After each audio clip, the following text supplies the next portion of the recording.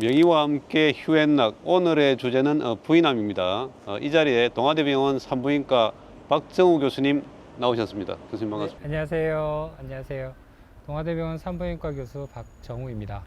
부인암에는 그 자궁경부암, 그 자궁내막암, 난수암 이렇게 있는데 최근에 자궁경부암 경우에는 자궁경부암 백신들이 많이 보급되면서 발병률이 조금 줄어드는 그런 좀 경향이 있고, 네. 자궁내막암이나 난수암 같은 경우는 식습관이 서구화되면서 발병률이 좀 꾸준히 좀 늘어나는 그런 추세인 것 같습니다. 자궁경부암과 난수암의 그 좀 초기 증상 여기 대해서 좀 설명을 좀 해주시죠. 자궁경부암 같은 경우에는 초기에는 증상이 별로 없습니다. 질환이 어느 정도 진행이 돼서 병이 경과를 하는 경우에는 보통 이제 성관계 후에 출혈, 질출혈이 있고요. 그리고 이상한 질 분비물이 많게 되고, 그리고 요통이나 골반통 등의 증상을 호소하는 경우가 꽤 많습니다. 난소암 같은 경우에도 마찬가지로 초기에는 증상이 없는 경우가 많고요. 하지만 이제 난소암 같은 경우는 이제 병이 진행을 하고 경과를 하는 경우에 우리가 통상 보면은 복수가 차가지고 복부 팽만이라는 증상을 가져오게 되고, 그리고 배에서 만져보게 되면은 딱딱한 종괴나 이런 덩어리 같은 게 만져지는 경우가 많습니다. 그래서 환자분들이 많이 오실 때가 보통은 배가 이만큼 불러오고, 그리고 배에서 뭐가 만져져서 난소암에서 병이 진행이 돼서 오는 경우가 굉장히 많고요. 하지만 자궁내막암 같은 경우에는 초기에 증상이 있습니다. 뭐냐 하면 출혈이죠. 질출혈이 오게 됩니다. 그래서 질출혈이 있어서 대부분의 내막암 환자분들은 초기에 진단이 되는 경우가 많습니다. 그래서 정리해 보면 경부암하고 난소암 같은 경우에는 초기 증상이 별로 없다. 하지만 내막암 같은 경우에는 초기에 출혈이라는 증상이 있다라고 말씀드릴 수 있겠습니다. 부인암에 잘 걸리는 여성들 좀 특징들이 좀 있던데, 자궁경부암 같은 경우에는 HPV 그 인유두종 바이러스 감염 매개체다 보니까 맞습니다. 그 섹스 파트너와도 좀 관계가 좀 많이 있다고 하던데요. 자궁경부암 같은 경우에는 환자분의 약 90% 정도가 HPV, 인유두종 바이러스와 연관이 되어 있는 걸로 보고되고 있습니다. 인유두종 바이러스는 대부분 이제 성관계를 통해서 전염이 되고 감염이 된다고 보고 있습니다.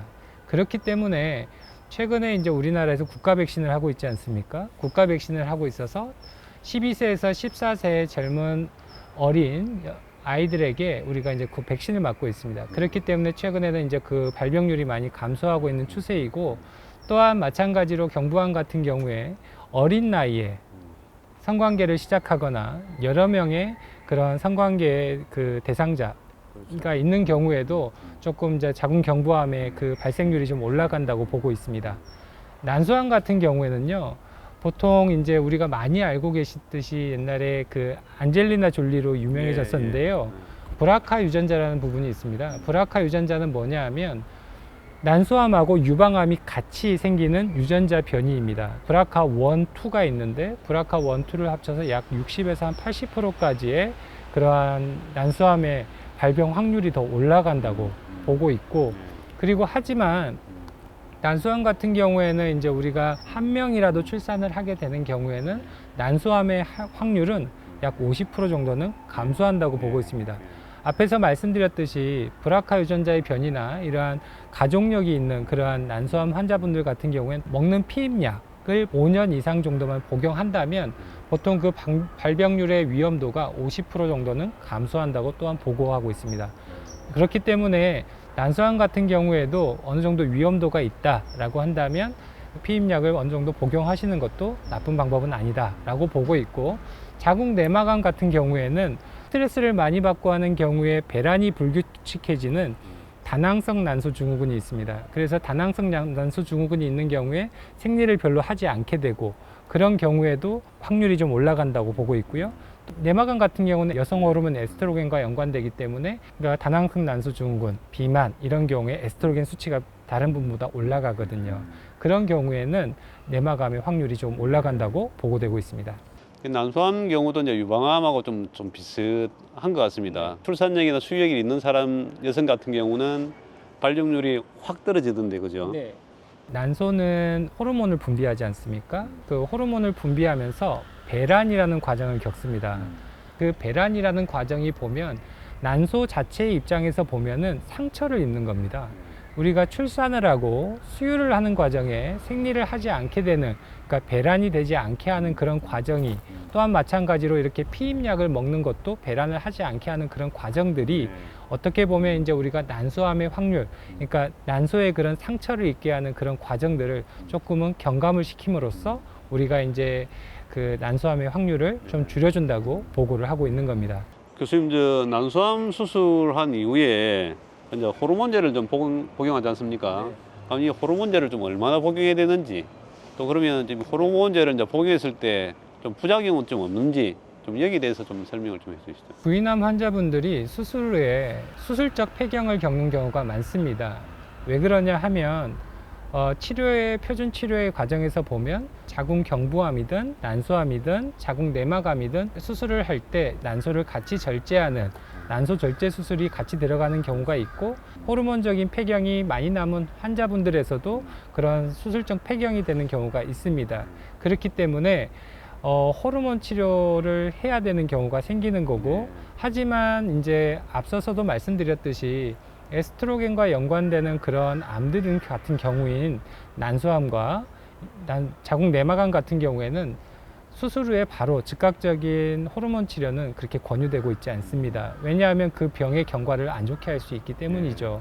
그렇기 때문에 초기 2년 정도는 복용을 하지 않는 것을 좀 권유하고요. 하지만 2년이 어느 정도 지나고 재발이 되지 않는 그런 질환의 상태에서는 호르몬을 복용하는 것을 어느 정도 고려해 볼 수 있다라고 보고 있고, 그 호르몬을 복용할 때도 단지 에스트로겐 단독으로 사용한다기보다는 에스트로겐과 프로게스테론이 복합된 그런 호르몬제를 사용하는 게 좋은 걸로 보고 있습니다. 하지만 자궁 내막암 같은 경우에는 특별히 호르몬과 연관되어 있지는 않지 않습니까? 그렇기 때문에 자궁 내막암 같은 경우는 수술 후에 환자가 갱년기 증상을 겪고 수술적 폐경을 갖는다면 우리가 필요시에는 바로 호르몬을 사용할 수 있습니다. 환자에 따라서 좀 상태가 다를 텐데 호르몬제를 한 5년 정도 먹는다, 막 그런 이야기를 하시던데 좀 어떻습니까? 호르몬제 같은 경우에는 통상적으로 5년 정도에서 10년 그 사이를 복용하는 것을 권유하고 있는데, 왜 그러냐 하면 호르몬제의 효과에서 보면 여러 가지 효과가 있지만 그 호르몬제의 효과 중에서 가장 크게 보면 환자가 느끼는 그런 갱년기 증상의 완화. 갱년기 증상이라고 하면은 보통 어떤 경우가 있냐면 얼굴이 화끈거리는 화면 홍조, 화끈거림, 그리고 드라마에서 나왔어요. 응답하라 1988에 보면 그 어머니가 갱년기 증상으로 굉장히 힘들어하시고 잠도 못 자고 겨울인데 본인만 더워서 밖에 나가 있고 식구들한테 괜히 짜증내고, 그러한 그 증상들이 다 갱년기 증상인데 그런 갱년기 증상들을 완화할 수 있는 거죠. 그런 갱년기 증상의 완화와, 그리고 여성이 남성과 비교해서 폐경이 되면 급작스럽게 골다공증이 악화가 옵니다. 에스트로겐의 효과가 폐경이 되기 전까지는 그런 골다공증의 그 속도를 굉장히 완화를 시켜줬다가 폐경이 되고 나면 그 속도가 빨라지는 겁니다. 그렇기 때문에 폐경의 이후에 골다공증의 그런 예방적인 효과도 가져올 수 있는 거죠. 또한 마찬가지로 콜레스테롤에 대한 부분도 우리가 많이 알고 있잖아요. 중성지방, HDL, LDL 이런 부분들 많이 알고 계신데, HDL은 보통 좋은 콜레스테롤이라고 하고 LDL은 보통 나쁜 콜레스테롤이라고 하죠. 그렇게 호르몬을 사용하는 경우에는 우리가 그 콜레스테롤에서 우리 몸의 대부분 친화적인 부분으로 완화를 시켜줍니다. 비만을 아까도 나눴었지만 폐경이 되고 나면요, 복부 비만이 옵니다. 복부 비만이 오는 게 본인이 잘못해서 그런 게 아니에요. 호르몬이 빠지면 그 지방세포에 재분포가 옵니다. 팔다리는 가늘어지고요.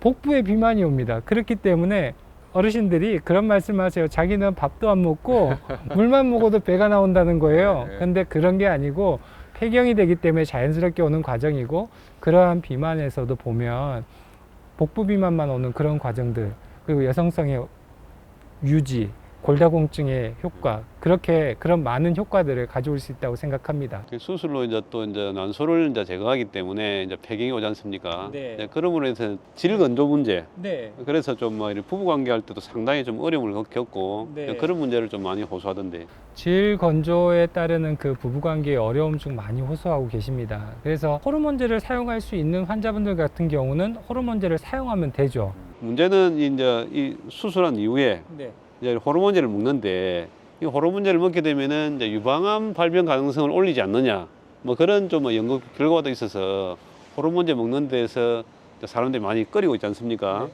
호르몬제는 어떻게 보면 먹는 약이지 않습니까? 그러니까 전신적인 효과가 있는 거죠.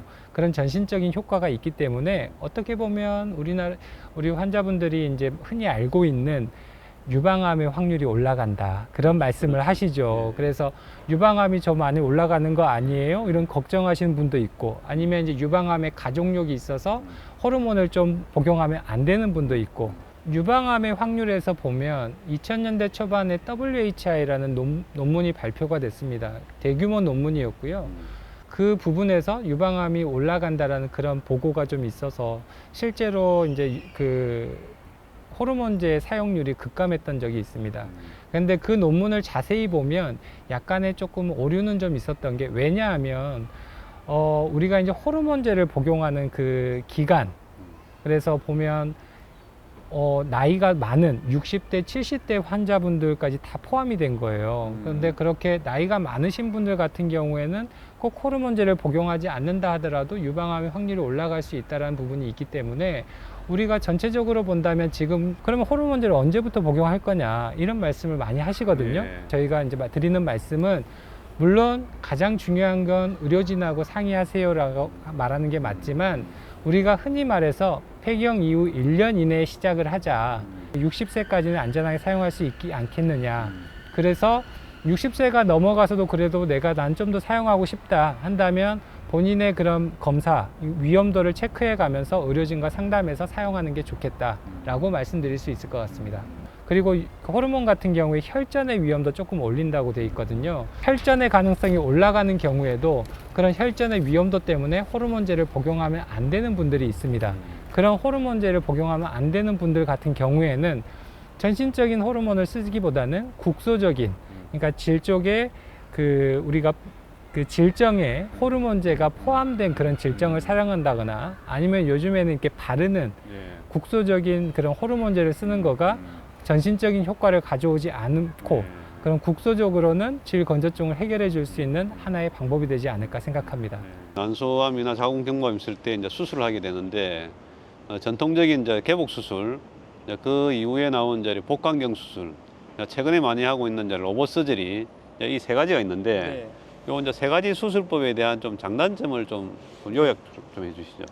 일단 최신의 트렌드는 로봇 수술인 것 같습니다. 그러면 로봇 수술은 뭐가 좋아서 그러면 그렇게 대세가 될 수 있을까라는 부분인데, 결국에는 로봇 수술은요, 수술을 하면서 보면 우리가 그런 생각을 할 수 있습니다. 저의 눈으로 보는 것과 조금 더 확대된 현미경으로 보는 그런 향상된 시야를 제공하죠. 그러면 향상된 시야를 제공한다는 것은 그만큼 더 정밀한, 세밀한 더 수술 처치를 할 수 있다는 거고, 그렇게 함으로써 어떻게 보면 수술 후에 환자에게 빠른 회복을 가져오고, 빠른 회복 이후에 일상으로의 복귀도 더 원활하게 도와줄 수 있다고 생각합니다. 최근에 로봇 수술 같은 경우에는 단일공 로봇 수술도 나와서, 네, 맞습니다. SP 로봇 수술이라 해가지고요. 단일공 로봇 수술이 나와서, 단일공 같은 경우에는 환자분께 상처와 그런 미용적인 측면도 많이 제공하고 있습니다. 다만 단점이 있다면 가격이겠죠. 좀 비쌉니다. 네, 그렇고 개복 수술 같은 경우에는요, 이제 부인암 같은 경우에 난소암이나 진행된 자궁경부암 같은 경우에는 꼭 개복을 해야 되는 경우가 있습니다. 왜 그러냐 하면 환자분의 그런 치료 그 효과의 향상을 위해서 꼭 해야 되는 경우가 있습니다. 광범위 부인암이라고 합니까? 그렇죠. 그러니까 난소암 같은 경우도 국소적으로만 있는 게 아니라 복강 전체적으로 퍼져 있는 경우가 있고 하기 때문에, 그런 경우에는 개복 수술을 꼭 하시는 게 더 환자분께 효과가 더 좋은 걸로 보고 있고요. 하지만 이제 복강경 같은 경우에는 그 로봇 수술과 그 개복 수술의 중간재적인 입장이 아닐까라고 생각할 수 있을 것 같습니다.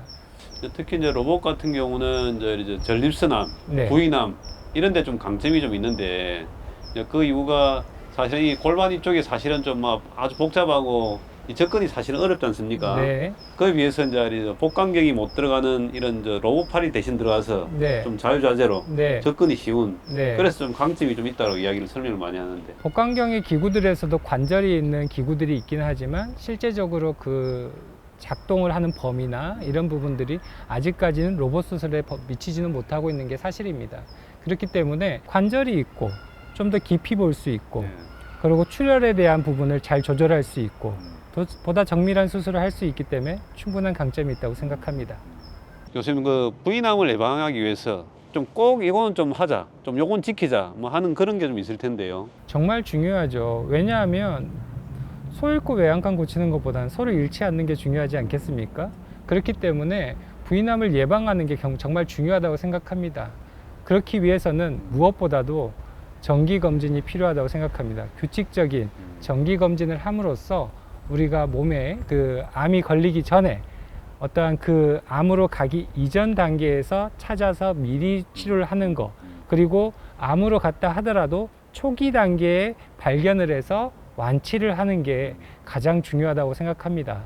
그렇기 때문에 꼭 정기적인 검진 하셔가지고요, 건강한 노후 생활 하실 수 있었으면 좋겠습니다. 예, 감사합니다 교수님. 감사합니다. 예.